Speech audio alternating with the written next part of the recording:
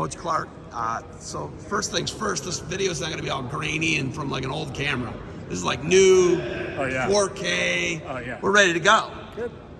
I haven't seen you and done any technique with you since like 2009. Like my NCAA finals. Like I think that's me. You know. Listen, it just came across my feed because Ohio State posted all of them. Well, my junior year, the one I lost.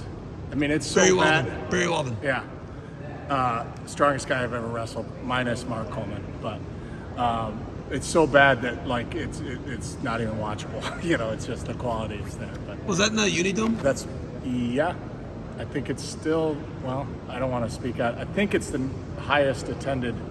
Yeah, which You the know, Minnesota because one the- would have crushed it. But yes. the And Minnesota one would have COVID crushed it. that, The COVID yeah. one would have crushed it. But The stands just go like this forever. yeah. And it was in Iowa, and that was the year Iowa had 5 champs, Yep. broke the scoring record, Yes. and you wrestled very well in the finals. Yeah. Another Iowa. Yeah. Iowa State guy, yeah. So, but the 98 one came up in Cleveland. Yeah. Listen, you were going for broke. You were trying to just beat the brakes off him. I would put that as a top 5 finals performance ever in history. Would you agree with that statement? Thanks. That's for everyone else to decide. You know, you look at things in a different lens when you get older, and then you just say, you know, it took a long time for me, probably 20 years after my NCAA finals my junior year, to say I was content to be there. And so sometimes a lot of times I find myself I don't live in the rearview mirror very often. You know, I'm just kind of a forward thinker, I try to be at least. But when I look back at, you know, there are a few regrets that I have, and one of them was my junior year, stepping on that mat and not. I was happy to be there. You know, it took me a long time to admit that. Now I'm admitting it on camera for the first time, but it's something I tell my son. My son, when he has a huge win, it's like, hey, you got to turn around tomorrow and do this again. And it's hard to do sometimes. Being, you know, a dad, obviously, of 3 kids and only one son. But he made a state tournament this year as a middle schooler, but it's a high school tournament, right? Because you guys can do 5 years in 6. You can do 6 years in as long New York. as you have hair in all the right spots. Okay, so when we talk about that, as long as you're mature and yeah, you're physically mature and you can wrestle and qualify, you can do it. Is it hard to step back? Because I know he lost and didn't place, and he was in the consolations. Yeah. Was that hard on you? Yeah, terribly. My health was bad. I think, you know, I mean, kind of being facetious, but it wasn't good. My heart was doing some funny things. My stomach was, my whole stomach was in knots. That where it was like, I got to figure this out because I can't do another 6 to 10 years of this, you know, or 5, whatever long he wrestles. And you know, I wrestled both I coached both my brothers at Ohio State, and it's just when it's your son, it's a totally different animal. Well, yeah, you know, it's yours. Yeah, it is, and you know, so here we are. I got to figure that one out. So if anyone has any tips on that, I certainly could use them. Yeah, it's just so tough, you know, being a dad. I mean, today I showed up to a baseball game. My kid was getting shellacked. Yeah. He struck out, and, you know, it's just like it's hard to watch, man. It is. It's really hard to watch. And you want to baby him, and you know better. You can't do that. I know, just can't do but you know, the loving nature of them, because you know, you just see them and they're down and they're sad, and you know, but you know, I struggle with probably being too. Our whole Clark family is pretty. They always say, if you want the truth, go to the Clark family, and we're just outspoken people, you know. And I'm very blunt with my son and say, hey, listen, like today, he was dragging. He went to Journeyman World Classic, which, by the way, is, I think, just an unbelievable event and very underrated. We went home for Easter for one day, went right back Monday morning and did the 3-day camp, you know, with Armenia, Uzbekistan, all these 150 foreigners or something crazy like that. And these guys, it was just an unbelievable camp with great technique, and very few Americans were able to make it because spring break timing and all that. But my son That's unfortunate. Yeah, but my son got phenomenal experience from it. So I highly recommend that. Frank Popolizzo does a great job. But he did those for 3 days. We took a day off. We came down Friday last night, did a camp at Highland, did another camp or session this morning. And then Anthony Gary, who's, he was on my team. He was the 90-pounder, and he was my workout partner in college. Just an animal, and he put these guys through kind of a kettlebell workout.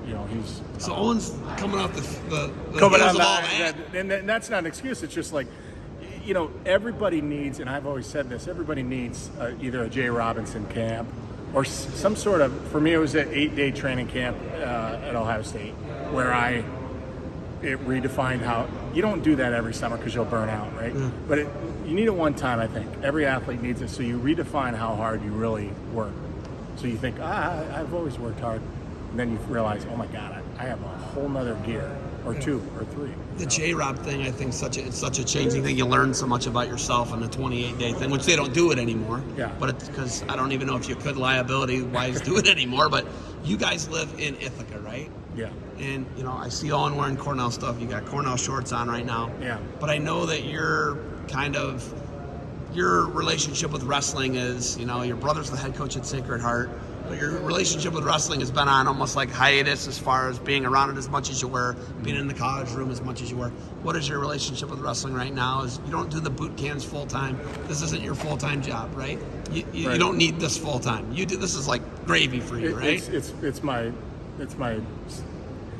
honestly, I'm a sales rep. So there's great things about selling fitness equipment. It's a positive industry, but at the end of the day, you're a salesman, right? So I don't like being. When I sell, I'm not a cheesy salesman, So, but I like having that. I like walking in and there's 50 kids ready to listen to what you're going to say. It keeps my mojo, and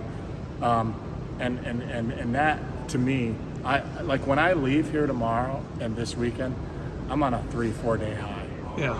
And it's an unbelievable feeling because that you've made a difference with some of the kids, but you also, with boot camp, I've created lifelong friends, kids that stay with me. Yeah, people were walking in, you're people 100%. Honor system, hey, did you pay? Yeah. Maybe you didn't. I guess you got me if you didn't. Yeah, cat's out of the bag. I hardly even, if you didn't pay in full, I'm not going to even check anyway. All right, well, I guess that's fair, but most people will pay. Yes. What you're providing. I told you the story.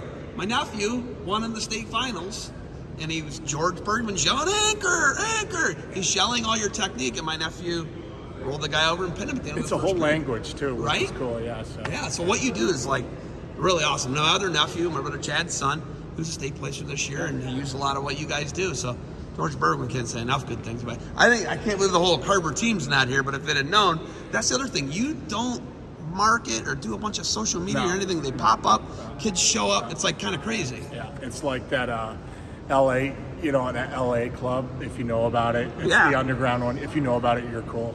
Yeah, no, but it's like that, and you don't market.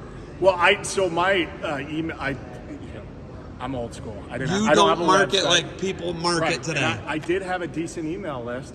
Then COVID hits, and so for 2-3 years, I kind of I stopped doing camps. Yeah. For the most part, and then so what happened is I was like, and I promised both my brothers I would never get on social media and You lied. Get an account. As soon as I went on Facebook, as soon as I throw that on Facebook, it gets 30 shares, done. Yeah. And that's it. Yeah, marketing's it's done. over. It's done, right? So You're like the Burnett's though. The Burnett's don't market really. pretty powerful. They do a pamphlet, but Yeah. nobody looks at pamphlets. It's all on the internet. It's all Instagram. It's all Facebook. It's all Twitter. It's all Snapchat or whatever they're using, right? Twitter or what's the one that China owns? Well, don't ask me because TikTok. I TikTok. barely have Facebook. That's Just all so I you know, have. the Chinese Communist Party is collecting all the TikTok stuff and using it against you. Dude, now the algorithms are all. Oh, unfair. yeah, they got us now. You're gonna get canceled just because of this. Do you give your brother much advice with a Division I program, right, in Sacred Heart? And it's tough. He's in a tough spot. He's in a tough conference, right? Yeah, I mean, it's a weird relationship I have with my brother in that where we don't talk about wrestling hardly at all. I mean, he'll ask about Owen, but it's almost too personal. Yeah. And so I just, with him, if I see something that I like and see how they're doing, that I'll say, hey, good job here, good job there. But essentially, it's so personal. And even when I coached him at Ohio State, for the most part, I let Moran and Kenny coach him, and I would sit in his corner to support him. But it's, as you know, it's really hard to coach and be intimately involved with families. I don't know how guys like Jeff Jordan did it. I don't know how that guy does it. It's really hard. And Tom Ryan did it with his son. I the last person I want to coach. The best scenario for me is my son comes to a camp with 50 other kids who are there to want to learn too. So then he can learn through me without me one-on-one kind of, because nobody, as everybody knows, no son listens to their dad, right? No, they just don't. But he actually does when you're showing technique. Yeah, it's best case scenario though. Like I said, because it's not me teaching him; it's him with 50 other kids. So. Your dad's a freak of nature. I periodically see his feats of strength and what he does as age goes on. And you talked about you do that. How important is that to you to be able to do? Not really feats of strength. We're not talking Seinfeld here, but to be able to do things that most 47-year-olds can't do. Well, good genetics. We come from good genetics. My brother and I always say we've never been hurt. And for the most part, I haven't either. I tore my LCL once, but that was against Les Gutches, who is world champion. How hurt you? Yeah, exactly. Right. So, plug for my dad, and this is a shameless plug because he just came out with a book a few months ago called Journey to Daybreak, and it's about his ventures crossing Canada via boat, bike, boat, and boots. And Your dad did that? It's an incredible journey and phenomenally written. How old was he? I promise you, if you pick it up, it is on Amazon. Journey to Daybreak. So it's he's 76 now. You have a book. He did it over the course. You have a book. Yes. What's your Make It Happen? How old's that book? 20 years? Yeah. So you still get it? Amazon.com. So for the low price, $19.99. We were talking about your dad, your brothers. You coached your brothers. How hard was that coaching your brothers? You say it's such an intimate thing. Do you miss that? I guess what's your relationship with wrestling, and do you miss the college game? And look what it's become. When I left Ohio State, I coached there for 8 years. I thought there's not a chance I want to do another occupation. And then I realized what a weekend was, like Friday afternoon, and we're not going to Lafayette to wrestle. It was one of those things where once you get out of coaching, you realize how much of a grind coaching was. Even if, it's a tough profession, and kudos to people. It's also a young man's game, So you see individuals who, like Russ Hellickson, I think is the greatest man alive. I really do. I've said that he's the greatest man I've ever met. But even towards the end, Russ didn't have the energy that a younger coach had, and it's a young man's game. Such a young man's game. That's the bottom line. It's the same thing in sales. Now you do get better, and coach. Once Russ got us in the room, he got us ready. But at the same time, his ability to go out and recruit like a young person wasn't the same as it was when he was perhaps in Wisconsin and perennial top 5 team. So I just think that young, I don't know how Tom Ryan does it. He's getting to the point where he's gonna be 54 or something like that. Yeah, and he still has a lot of energy. He wrestles a bunch still. Does he? Yeah, he puts shoes on. That's wild. What coaches are in your phone besides like Mike Gray's obviously in your phone because he's local. Yeah. Right? Is Damian Hahn in your phone because he's around? Are those guys in your phone? Who do you communicate with on a weekly basis? Damian hits me up, Oh, Damian, I see why you're calling. Must be phone-a-thon. I mean, hey. I think the world of him as a coach. I think he's a very charismatic person, which makes him a great recruiter. But it also you saw what the South Dakota kid that was like. The team. This is the team. I can't tell you how much my coaches mean to me.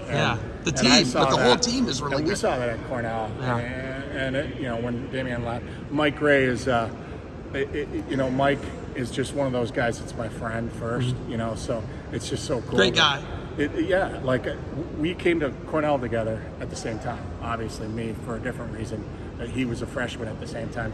Both been in Ithaca for 17 years.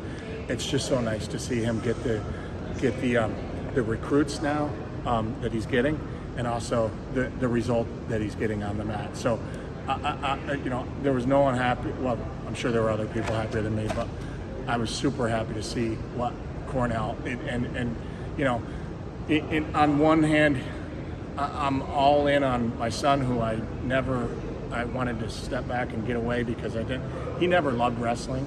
He was, he's kind of like just wanted to play Legos on the weekend and didn't want to sit on a gym, in the bleachers of a gym waiting to wrestle, So I really waited till like 8th grade, and then we kind of went all in. So my focus is kind of like less on Cornell or following Cornell and just immersing myself in my son's career, because my dad drove me to Montreal 3 times a week, 2.5 hours away each, 5 hours round trip to train with Russians that defected to escape communism. And the commitment that he did for me, I could never replicate. But my goal is not to have those 4.5 years, 0 regrets on that side of things, where I at least give him opportunities to be as good as he wants to be. Obviously, there's a huge difference here in Ithaca now. You said you're 9 minutes from the Friedman Center. Yeah. It's a huge difference. Yeah, but it's obviously a huge difference. Yeah, unfortunately, Ithaca broke apart the stud club with Ryan Sutole was the coach, and so it's been kind of helter-skelter, find your way. Owens could train at the RTC because he's top 4 and within that, fight makes all the criteria, but there's no one really in that room that he's a kid. You could go grab a small college guy or a yes, shirt, but right? it's we all know it's different. Yeah, it's different. Oh, it's different. Will you get your relationship? Obviously, the 1.5 last year since your brother passed has been very difficult for you. Your relationship with wrestling's changed in that time period, in that 18 months. Will you get back to where you were? Will you be back to training with college guys? Or I kept asking you, will you be able to cheat and wrestle for 3 minutes and then get it on the mat and murder them? Where will your relationship be? You see guys when I look at Cornell, you see guys coming through, and you can continue to help them. I look at Ben Darmstadt, and I wasn't able to give him the full love that I wanted to, just because of all the, I was grinding with a family, and my brother passed away, and there was just a lot of moving parts, and so you get that guilt because you care so much about Cornell doing well, but you can't. You're either in or out. Yeah, for college D1 wrestling, it's that simple. And I want to help, but I also know that it's just like it's like anything. Unless you totally immerse yourself, you're not really making as much of a difference as you could, and that sometimes bums me out. But on the flip side, Gabe Dean lived with us for 2 years, so everyone was coming over, and we would cook them a home. All these guys that are from out of state would cook them home cooked meals, and they're great role models for my kids. And so we were able to contribute for a while in that sense, and just be a support system for people because when I went to Ohio State, I just wanted a home cooked meal so badly, and I was 9 hours from home, so that was one of those things where we try to do it, but again, things change like that, and all of a sudden you're,